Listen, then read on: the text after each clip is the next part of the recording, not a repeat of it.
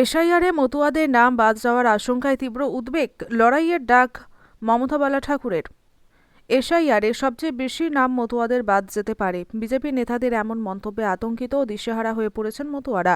চুঁচুড়ার রবীন্দ্রনগরে মতুয়া সংঘের বার্ষিক অনুষ্ঠানে এসে এই অভিযোগ করেন মতুয়া সংঘাধিপতি ও রাজ্যসভার সাংসদ মমতা বালা ঠাকুর।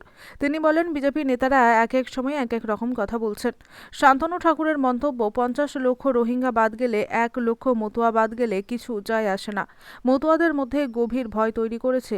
তার অভিযোগ, পরিকল্পিতভাবে ভোটারদের হয়রানি ও আতঙ্কিত করা হচ্ছে। 2002 থেকে 2024 পর্যন্ত যারা নিয়মিত ভোট দিয়েছেন, আজ তাদের অবৈধ বলা হচ্ছে, এটা অসঙ্গত। মমতা বালা ঠাকুর নির্বাচন কমিশনের ভূমিকা নিয়েও প্রশ্ন তোলেন।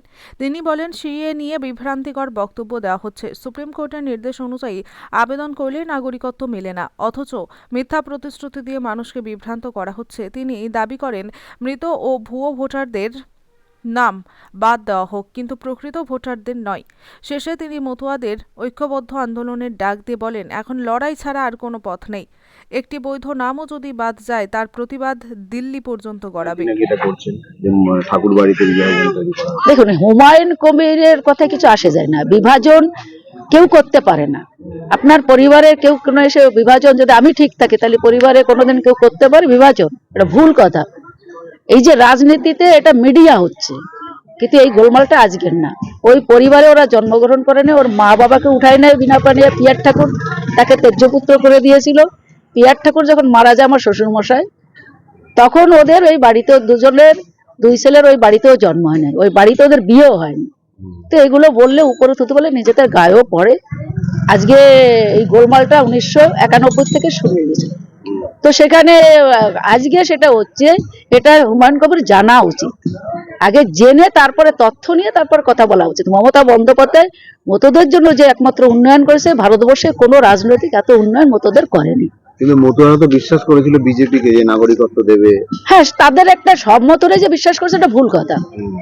কিছু লোক বিশ্বাস করেছিল, বিশেষ করে তো সিপিএম এর লোকগুলো টোটালটা শিফট হয়ে গেছিল বিজেপিতে। এবার কিছু লোক বিশ্বাস করেছিল, তার কারণ হচ্ছে তারা বলেছিল নিঃশর্ত নাগরিকত্ব দেব। তো 19-এর পরে আজও পর্যন্ত দিতে পারেনি।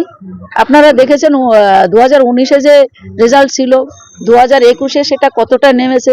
আবার এখন আপনি দেখবেন, আবার 24-এ ভোট হয়েছে, তখন বিজেপি কটা সিট পেয়েছে, তৃণমূলের আরো সিট বেড়েছে লোকসভায়। তো এইবার আবার এখন ভোট হবে, একবার দেখবেন যে জনগণ সেটাকে কিভাবে আবার, যেমন জনগণ উঠাতেও পারে, জনগণ নামাতেও পারে।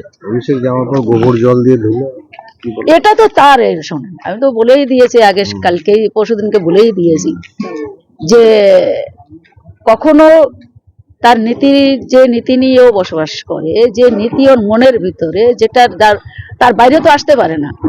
ভালো কিছু তার কাছে তো আমরা আশা করতেই পারি না। তার কারণ হচ্ছে যে নিজের মাকে সম্মান দিতে জানে না, যার জেঠিমাকে সম্মান দিতে জানে না, তার ঠাকুরমাকে সম্মান দিতে জানেনি, তার কাছে কি আশা করতে পারে? আর জল মাটি দিয়ে, মানে গোবর দিয়ে ধুয়েছে, সেটা অভিষেকের আগে এসেছিল, পুজো দিতে দেয়নি, এবং নিজেই সে লাথি মেরে ঘরটা ফেলে দিয়েছিল। ওর সেন্ট্রাল ফোর্স মন্দিরের ভিতরে ঢুকেছে জুতো নিয়ে, সেটা মিডিয়া দেখেছে। তো সেটা ওর অনুশোচনা হয়েছে যে না, আমি এটা যেটা করেছি, আমি পাপ করেছিলাম পুজো না দিতে ঠাকুর বাড়িতে। এখন সেই অনুশোচনার থেকেই সেটা দেখছে যে চলে যাওয়ার পরে একটু জল মাটি দিয়ে, গোবর দিয়ে নিজেকে ধুয়ে পরিষ্কার করে নিল। এটা মন্দির না, ওর নিজের। সবাই যেতে পারে। সর্বধর্ম, সর্বজাতি, সর্ব মানুষকে নিয়েছে মত ধর্ম, একটা মানবতা ধর্ম হরি ঠাকুর দিয়ে গেল, জাতপাত ভেঙে দিয়ে। প্রচুর মুসলমান আছে আমাদের ঠাকুরের ভক্ত, তারা আসে মন্দিরে পুজো দেয়, প্রচুর ডাঙ্কা বাজে। আজও ওরাকান্দিতে যে আমাদের যে পীঠস্থান, সেখানে তিনকড়ি মিয়ার যে দল, সেই দল না আসলে স্নান শুরু হয় না। তা আমরা কোনো খ্রিস্টান আসতে পারে, এভরিথিং, এখানে কোনো বাধা বিঘ্ন নাই। মুক্তভাবে মানুষ ওখানে যায়, ঠাকুরের হরি মন্দিরে, সেখানে যে পুজো দেয়। আর সেখানে কেউ যদি বাধা দিতে পারে, তার মতন পাপী আছে পৃথিবীতে বলে আমার মনে হয় না। সংঘাধিপতি হিসেবে কি বলবেন মতুয়াদের উদ্দেশ্যে? কারণ এই যে এসআইআর হচ্ছে, আমি বলবো যে এটা সত্যি খুব ভয়াবহ। সবাইকে বলবো যে যেখান থেকে, যার সব থেকে বড় হচ্ছে নথি, এসসি কার্ড যদি থাকে সেটা রাখতে হবে। যদি একই পরিবারের কোনো জায়গায় যদি ডকুমেন্টসের সঙ্গে থাকে তাদের নাম, সেই কাগজপত্রগুলো জোগাড় করতে হবে, ডোমিসাইল যে সার্টিফিকেট দিচ্ছে সেটা জোগাড় করতে হবে। যার যতটুকু মানে কাগজপত্র আছে, মেন হচ্ছে কাগজপত্র থাকলে তারা বেঁচে যাবে। আধার ছাড়া অনেকেরই দেখা যাচ্ছে কিছুই নেই, যেগুলো চেয়েছে নির্বাচন কমিশন, শুধু আধার আছে, কিছু নেই। সে তো আমরাও জানি, আমরা আধার কার্ডটা তো মাস্ট করার জন্য বলেছিলাম। এবার সেটাকে দেখা যাক, দেখি কি করা যায়। মমতা বন্দ্যোপাধ্যায়, অভিষেক বন্দ্যোপাধ্যায় তো বলছে যে বৈধ ভোট যদি কেটে যায় সেটা কিন্তু আমাদের লড়াই হবে আবার। সময় এসআইআর যখন চলছে, মানে এই যে শুনানিতে ডাক পড়ছে, সেখানে গিয়ে তথ্য দেখাতে হচ্ছে, এটা আশঙ্কা যে তারা কি আদৌ থাকতে পারবে, তারা কি ভোটার হবে, কি বলবেন? না, এই তো একটা মারাত্মক, আমরা বিজেপি এটাকে নির্বাচন কমিশনকে হাতিয়ার করে তার মাধ্যম দিয়ে, এর আগেও এসআইআর হয়েছে কিন্তু সেটা তো এতটা ভয়াবহ ছিল না। যারা মৃত ভোটার তাদের কেটে দিত, যারা এক জায়গা থেকে 2 জায়গা 3 জায়গা ভোট সেটা কেটে দিত। কিন্তু এই যে ঘরে ঘরে যে বিএলআরদের দিয়ে যেভাবে আজকে মানুষকে হয়রানিতে ফেলেছে, এটা আতঙ্ক মানুষ বলছে। এবং বিএলআররা পর্যন্ত মারা যাচ্ছে এবং একেবারে সর্ব উপরের থেকে সর্বনিম্ন পর্যন্ত মানুষকে পাগল বানিয়ে দিয়েছে একেবারে।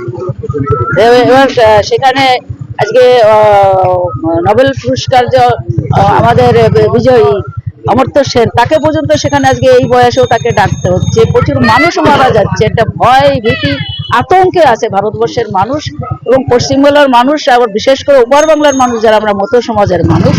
এবং সেখানে বিজেপির এক এক সময় এক এক রকমের কথা বলছে। শান্তনু ঠাকুর বলছে যে 50 লক্ষ যদি রোহিঙ্গা এবং মুসলমান যদি বাদ পড়ে, তার ভিতরে 1 লক্ষ মতো বাদ পড়লে আমাদের কোনো কিছু আসে যায় না। তাহলে কোথায় সেই 50 লক্ষ লোক, 5,000 কি 500 লোকের দেখ একটা মুসলমান বাদ পড়েছে কিনা, আর রোহিঙ্গা কত বাদ পড়েছে। যে এই যে মানুষের ভিতরে তাদের ভোট নিয়ে তাদের হয়রানি করা, আদৌ কি তারা ভোট দিতে পারবে কি না সে একটা সংশয়। দ্বিতীয় জিনিস হচ্ছে এসআইআর এর মাধ্যমে আবার এখন বলছে যে নির্বাচন কমিশন যে এসআইআর কে সেখানে সিএ তে একটা ই করছে, ডকুমেন্ট, যে সিএ ডকুমেন্টস দিলে তাহলে 2019 থেকে আজও পর্যন্ত কটা মানুষকে তারা নাগরিকত্ব দিয়েছে। সুপ্রিম কোর্ট বলছে যে সিএ তে অ্যাপ্লাই করলেই যে সে নাগরিকত্ব পাবে কি ভোট দিতে পারবে, এটা ভুল কথা। তার ডকুমেন্টস দিতে হবে, মুখে মুখে বললে হবে না। আপনার ডকুমেন্ট প্লেস করতে হবে, তার ভিত্তিতে আগে নাগরিকত্ব হতে হবে, তারপর ভোটের অধিকার পাবে। এই যে এত ভাওতা, এত মিথ্যে প্রতিশ্রুতি দিয়ে ভারতবর্ষের মানুষকে, পশ্চিমবাংলার মানুষকে পাগল বানিয়ে দিয়েছে। তো সেখানে আমরা বলবো যে জনগণই শেষ কথা।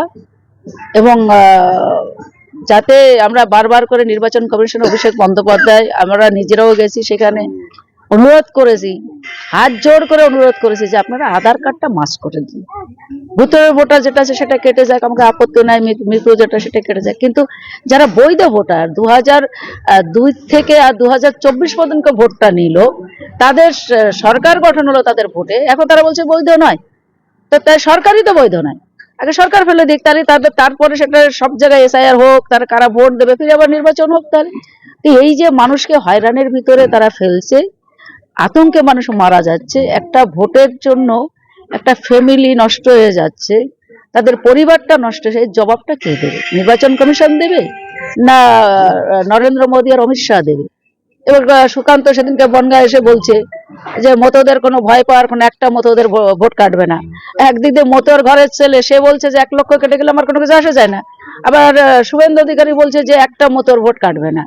তো এই নাটক, মিথ্যে প্রতিশ্রুতি দিয়ে এরা কত মানুষকে আর বিভ্রান্তি করবে।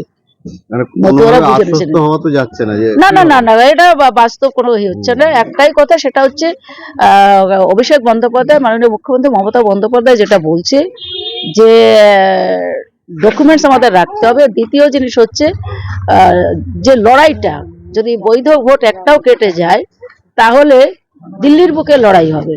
এটা বাস্তব, একমাত্র লড়াই ছাড়া কোনো কিছু করার উপায় নাই। আর এই লড়াইতে সকলের সংঘবদ্ধ হয়ে লড়াই করতে হবে, আইন পরিবর্তন করতে হবে। আপনারা দেখেন না গুজরাটে যে পাহাড় নিয়ে যেটা হলো, সুপ্রিম কোর্ট অর্ডার দিয়েছিল, আন্দোলনের ফলে সেটাকেই করলো।